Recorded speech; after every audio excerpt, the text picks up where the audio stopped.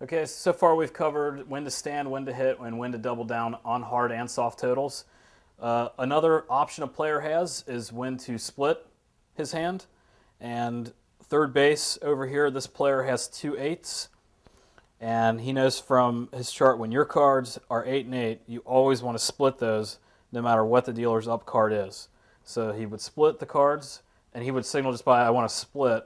Normally the dealer would just go ahead and move another card over.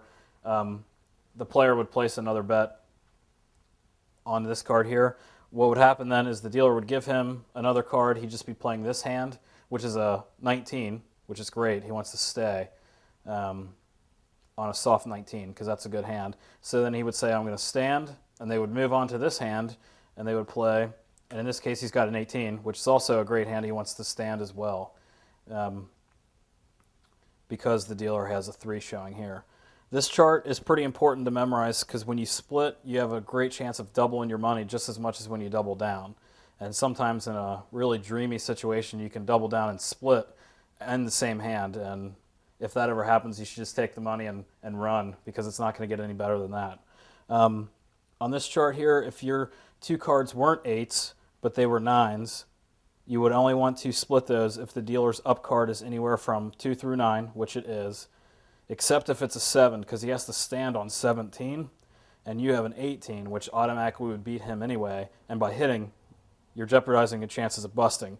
So just remember that you're going to want to split that as long as its dealer's up card is 2 through 9, except 7. If you have double 7s, you want to split those when the dealer has an up card of 2 to 8.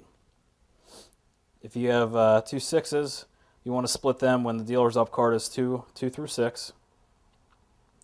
2 4s, you'll split those if the dealer's up card is 5 through 6. If you have 2 3s, you're going to split those when the dealer's up card is 4 through 7. If you have 2 2s, you'll split those if the dealer's up card is 3 through 7. If you have 2 5s or 2 10s, you never want to split those no matter what, because 2 5s gives you a hard total of 10, which means by taking a hit, you can't bust, and you're only going to increase your chances of getting a 20 or a 21. And 2 10s is a 20. That's a great hand.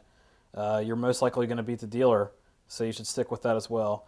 Again, the beginning, he had 2 8s. He always wants to split 8s because that's a hard total of 16, which is a bad hand. You don't want that. You're always going to want to split it. And if you always have aces, you're always going to want to split those as well because you have 2 chances of getting 21. And so that's what you want to do for pair splitting.